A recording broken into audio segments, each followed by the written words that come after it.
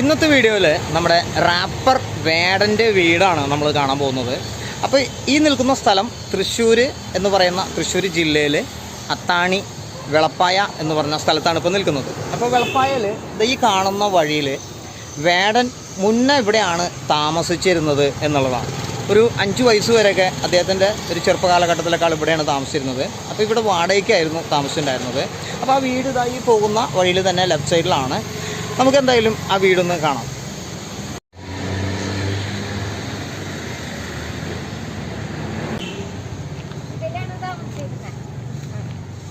ഈ വീട് അല്ലേ?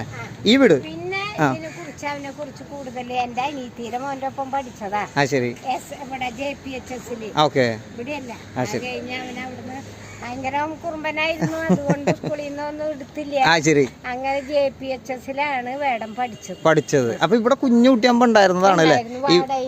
ഇവിടെ വാടകയ്ക്കായിരുന്നു ഈ വീട്ടില് അല്ലേ? വാസുവേട്ടന്റെ വീട്. ശരി. അപ്പൊ മൂപ്പരുടെ അച്ഛൻ പാട്ട് പാടും, നാടൻ പാട്ടുകാരനാണ്. നാടൻ പാട്ടുകാരനാണല്ലേ? ആ ഒരു ഇതിലാണ് ആ കഴിവൊക്കെ മോനെ കിട്ടിയിരിക്കുന്നത് അല്ലേ വേടന്? അപ്പൊ എന്താ അനീതിയുടെ മോൻ പറഞ്ഞു, അച്ഛന്റെ ജീവിത ചരിത്രം എഴുതിയിട്ട് 10ാം ക്ലാസ്സിൽ സ്റ്റേജിൽ അവതരിപ്പിച്ചപ്പോ മാഷുമാരൊക്കെ കരഞ്ഞുപോയി. ശരി.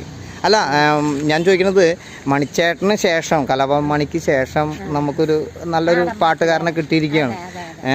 കാര്യം ആള് കൃത്യമായിട്ട് നാടൻ പാട്ടല്ല പാടണമെങ്കിലും കൂടിയിട്ട് വേറൊരു ശൈലിയിൽ, വേറെ ശൈലിയായാലും ഇപ്പൊ നടക്കണ ചരിത്രമാണ് കിട്ടിയിരിക്കുന്നത്. ഇപ്പൊ ഇവിടുന്ന് ഇപ്പൊ ഈ ഒരു വീട്ടില് അവരൊരു 5 വയസ്സ് വരെയൊക്കെയാണ് താമസിച്ചേക്കണത് അല്ലേ?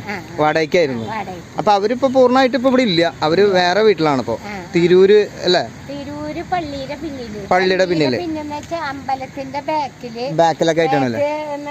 എന്താ പറയും, എന്താണ്, എന്തോ കുളം പേരുണ്ട്. ശരി. അങ്ങോട്ട് കേറിയാല് 1 ലക്ഷം വീടുണ്ട് കോളനി. ശരി. അവിടെയാണ് അവര്. അപ്പൊ പഠിച്ചതൊക്കെ അവൻ ചെറുപ്പത്തില് വേടം പഠിച്ചതൊക്കെ തിരൂർ സ്കൂളില് അങ്ങനെയാണ് അല്ലേ? ശരി. കൃത്യമായിട്ട്. ആ ചേച്ചിയുടെ വീട് ഇപ്പൊ ഇവിടെ തന്നെയാണോ? എന്റെ വീട് അത്തണി തന്നെയാണ് അല്ലേ? ഈ വെളപ്പായ റോഡിലാണ്. കണ്ടിട്ടുണ്ട് ആളിനെ? ഞാൻ കണ്ടത് ഇപ്പൊ അവിടെ ഈ ഒരു ഉദ്ഘാടനം, ഈ അടുത്തൊരു ഉദ്ഘാടനം ഉണ്ടായിരുന്നല്ലോ അല്ലേ? തണൽ വീട്.